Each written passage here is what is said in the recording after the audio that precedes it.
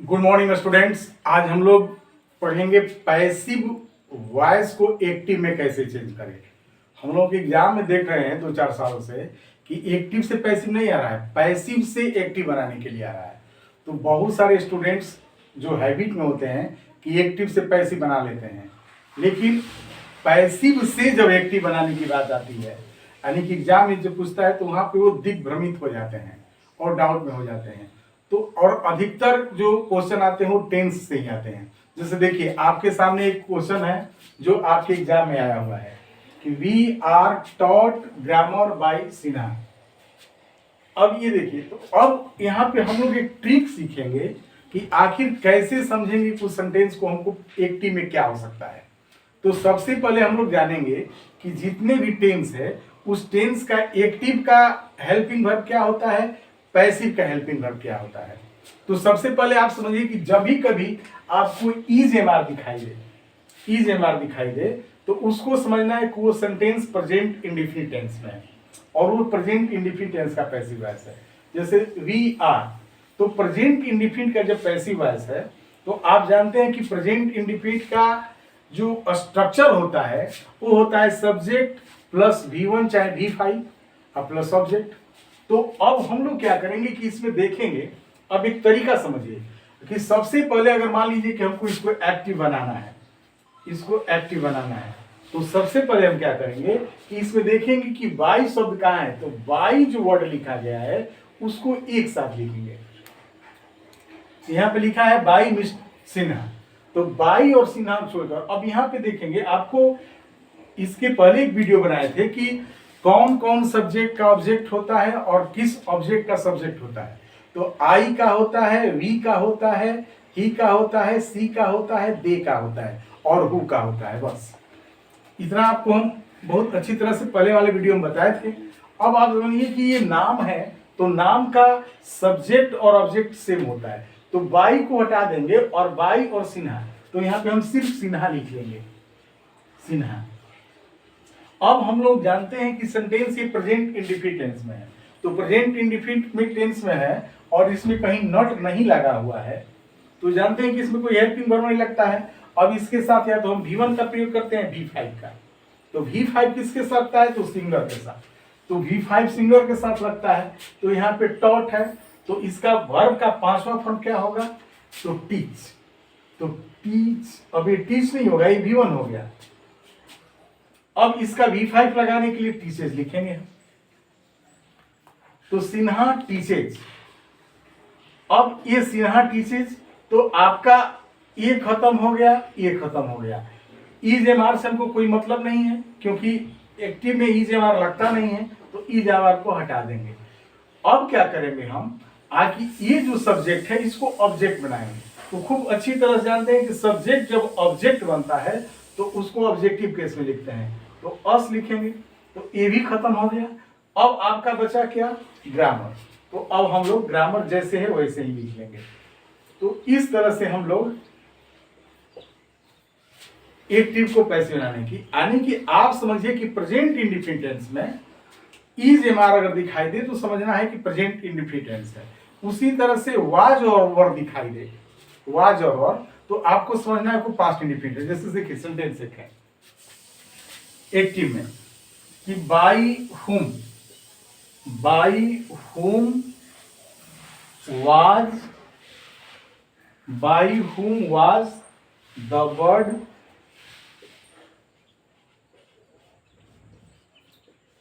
killed, by whom was the bird killed। अब यहाँ पे by whom, अब हमको क्या दिखाई दिया, तो was दिखाई। जैसे ही was वर्ड दिखाई देगा समझ जाना को सेंटेंस पास्ट इंडेफिनिट में है। तो पास्ट इंडेफिनिट में क्या होता है कि हम लोग पैसिव में क्या करते हैं, पास्ट इंडेफिनिट, ठीक है ना, ये पैसिव है। अब सॉरी ये पैसिव है और इसको हम लोगों को एक्टिव बनाना है। तो एक्टिव में क्या करते हैं कि सबसे पहले सब्जेक्ट लिखते हैं, तो सब्जेक्ट क्या लिखेंगे यहाँ पे, तो बाई हुम अगर वर्ड रहेगा तो इसका सब्जेक्टिव केस हु होता है, हु लिख देंगे। देखिए बाई हुम रहेगा तो हु लिख देंगे, कहीं भी बाई हुम देखिएगा तो आप हु लिखिएगा। और हु के पास चूंकि ये प्रेजेंट पास्ट इंडिफिनिट टेंस है तो सेकेंड फॉर्म लगता है, तो इसमें सेकेंड फॉर्म कौन है, तो ये है। तो किल्ड जो है V2 भी है और V3 है, तो हु किल्ड लिख देंगे।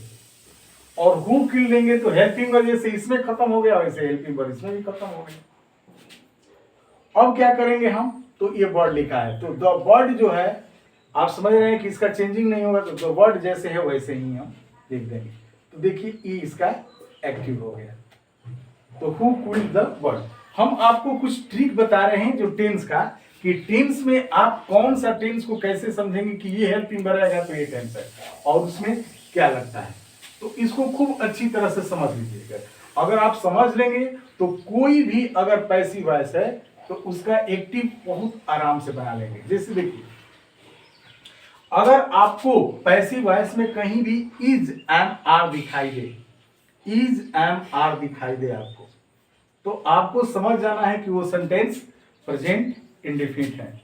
उस सेंटेंस को समझना है कि ये सेंटेंस जो है प्रेजेंट इंडेफिनिट है, प्रेजेंट इंडेफिनिट है। इसको आपको समझ लेना है अगर कहीं भी दिखाई दे तो।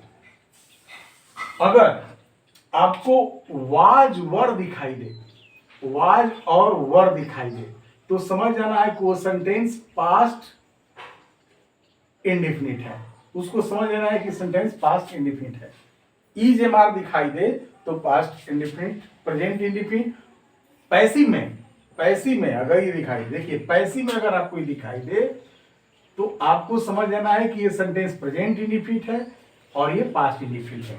लेकिन अगर इज एम आर के साथ, इज एम आर के साथ अगर बीइंग दिखाई दे तो उसको समझ जाना है कि ये प्रेजेंट कंटिन्यूअस है। इसको क्या समझना है, प्रेजेंट कंटिन्यूअस है। अगर वाज वर के साथ बीइंग दिखाई दे दे, वाज वर के साथ बीइंग दिखाई दे दे, तो समझ जाना है कि ये पास्ट कंटिन्यूअस है, पास्ट कंटिन्यूअस है। वाज वर दिखाई दे तो। अगर आपको हैज हैव दिखाई दे, हैज हैव और उसमें बीइंग लगा हो, तो आपको समझ जाना है कि प्रेजेंट परफेक्ट है, प्रेजेंट परफेक्ट है। अगर हैड दिखाई दे और हैड जब दिखाई दे और उसमें भी लगा है, तो समझ जाना है कि पास्ट परफेक्ट है। और इतना ही आपको बस याद रखना है। तो इज एम आर अगर पैसिव में दिखाई दे तो प्रेजेंट इंडेफिनिट, वाज वर तो past indefinite. Is am are के साथ बीइंग दिखाई दे, वाज वर के साथ बीइंग दे तो past continuous, present continuous. Has have के बाद बीइंग दे तो प्रेजेंट परफेक्ट, हैड के बाद बीइंग दे तो पास्ट परफेक्ट। फ्यूचर तो जानते ही कि विल होता है, विल सिर्फ रहेगा तो विल बी होता है, तो फ्यूचर इंडेफिनिट। और विल हैव बीन होगा तो फ्यूचर परफेक्ट। इसको बहुत अच्छी तरह से समझ लीजिए। अगर आपके पास पेन है तो आराम से इसको लिख लीजिए। अब हम लोग इस पे थोड़ा सा चर्चा करते हैं। देखिए जैसे अब कुछ सेंटेंस हमारे पास हैं, एक सेंटेंस, हालांकि सेंटेंस जो हम लोगों के एग्जाम में आए हुए हैं उसी पे हम लोग चर्चा कर रहे हैं। जो भी सेंटेंस हमारे एग्जाम में आए उसी को मैंने लिख रहा हूं। इसको खूब बढ़िया से देख लिए, is am are was were है। अब देखिए पैसिव वॉइस में एक सेंटेंस है जो एग्जाम में आया हुआ है और उसका 4 तो ऑप्शन भी दिया है, और उस सेंटेंस को आप कैसे करेंगे। देखिए यहाँ पे लिखा है कि पैसिव में कि the window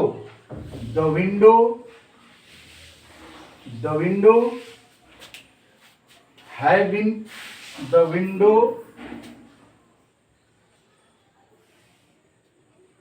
windows have been cleaned, अब देखिए इसका 4 को ऑप्शन दिया है, option A, option B, option C और ऑप्शन डी। ये 4 ऑप्शन दिया है, उसको समझने की कोशिश करो। आप समझिए कि है में बीन लग गया यानी कि पैसिव वॉइस है। अब इसका ऑप्शन दिया है, पहला ऑप्शन दिया है कि someone may clean the Windows. दूसरा भी दिया है समवन, और यहां पे समवन के बाद दूसरा में दिया है हैड क्लीन्ड द विंडोज, और डी में दिया है कि someone has cleaned the Windows, और बी ऑप्शन दिया है कि someone will have cleaned the Windows. अब देखिए, आपको एक फॉर्मूला हम बता रहे हैं, ठीक है। आकि जो टेंस होता है, देखिए नरेशन में और पैसिव वॉइस में, एक्टिव वॉइस में ये अंतर है कि जो हेल्पिंग वर्ब चलता है वही हेल्पिंग वर्ब होता है। जैसे इज एम आर का चल रहा है तो इज एम आर रहेगा, वाज वर्ब चल रहा है तो वाज वर्ब ही रहेगा, हैज हैव चल रहा है तो हैज ही रहेगा, हैड रहेगा तो हैड रहेगा। तो ये कॉम्बिनेशन होता है। तो सबसे पहले जैसे ही आप देखेंगे द विंडोज हैड बीन, तो ये प्रेजेंट परफेक्ट है, यानी कि इसमें आपको यहाँ पे समूह लिखा है, कैसे बनाया है उसको छोड़ दे। आप समझिए कि इसमें कहाँ हैज हैव और दिखाई दे रहा है, तो हैज हैव कहाँ दिखाई दे रहा है। देखिए यहाँ पे हेल्पिंग वर्ब में है, ये नहीं हो सकता है। यहाँ पे हैड है, ये भी नहीं हो सकता। हैज है तो ये हो सकता है, विल है तो नहीं होगा। तो कितना आसान है। आप देखेंगे कि यहाँ पे हैज हैव है तो आपको हैज ही है दिखाई देना चाहिए। यही चीजें हैं, ट्रिक है पैसिव वॉइस में, जो कि आसानी से आप पकड़ सकते हैं। मान लीजिए कि यही सेंटेंस इस तरह से रहता, देखिए अगर यही सेंटेंस ऐसे रहता, अगर ये यही रहता, ये क्लीन है। अगर यहीं पे रहता कि the windows are being cleaned, the windows are being cleaned, ठीक है। तो अब क्या करते, आपको ये देखना है कि इज एम आर है तो किस में इज एम आर लिखा है। मान लीजिए कि यहीं पे रहता है, ठीक है, आपको वाज रहता है, वाज क्लीन्ड। यहां पे मान लीजिए कि हैज रहता है, ठीक है, और यहां पे रहता आपको सिर्फ, ठीक है, यहां पे रहता आर क्लीनिंग रहता, और यहां पे आपका वर रहता, और यहां पे सब में आईएनजी रहता, सब में आईएनजी रहता, इसमें भी, इसमें भी, इसमें भी और इसमें भी, सब में आईएनजी रहता है मान लो। तो आपको क्या करते हैं, आप समझ लेते कि यहाँ पे आर है तो इधर भी इज एम आर ही दिखाई देना, इज एम आर ही दिखाई देगा। तो आप इसको वाज है तो ये नहीं होगा, हैज होगा तो ये भी नहीं होगा, ये भी होगा नहीं होगा। अब यहाँ पे समॉन दिया है तो देखिए इज एम आर दिखाई देता है। मान लीजिए कि इसमें भी आर रहता और यहाँ पे इज रहता, यहाँ पे इज रहता, तो आप समझिए कि इज एम आर देखना है, तो ये तो दो नहीं हो सकता, ये 50-50 है। तो आप यहाँ पे देखिए कि समोन के साथ क्या लगता है, तो इज लगता है, समोन के साथ आर नहीं लगता है, तो ये आपका सही हो जाता। तो इस तरह से आप क्या करेंगे कि पैसिव से एक्टिव बना लेंगे। तो कुल मिलाकर के आपको बस ये ध्यान देखना है कि कौन सा हेल्पिंग वर्ब है तो कौन सा टेंस है, और जिस हेल्पिंग वर्ब है, हेल्पिंग वर्ब नहीं चेंज होता है। अगर इज एम आर है तो उसका एक कॉम्बिनेशन चलता है, वाज वर है तो उसका एक कॉम्बिनेशन चलता है, हैज हैव है तो उसका हैव में हैड नहीं हो सकता है। तो इस तरह से आप कोशिश करेंगे और प्रैक्टिस करेंगे तो आपको बन जाएंगे। और इस तरह से ऑब्जेक्टिव का जो सीरीज है हम कोशिश करेंगे कि जब कुछ पढ़ा लेते हैं पूरा ग्रामर आपका, जैसे पैसिव वॉइस हो गया, नरेशंस हो गया, ठीक ना, चेंज ऑफ इंट्रोगेटिव सेंटेंस को असर्टिव सेंटेंस में, असर्टिव को इंट्रोगेटिव सेंटेंस में, चाहे ट्रांसफॉर्मेशन हो गया, क्वेश्चन टैग हो गया, तो जितने भी ग्रामर है इसके बाद ऑब्जेक्टिव का एक सीरीज लेकर चलेंगे जो हर एग्जाम में आए हुए हैं। तब तक के लिए हमको अलविदा करिए। थैंक यू बेटा, फिर दूसरे वीडियो में हम मिलेंगे।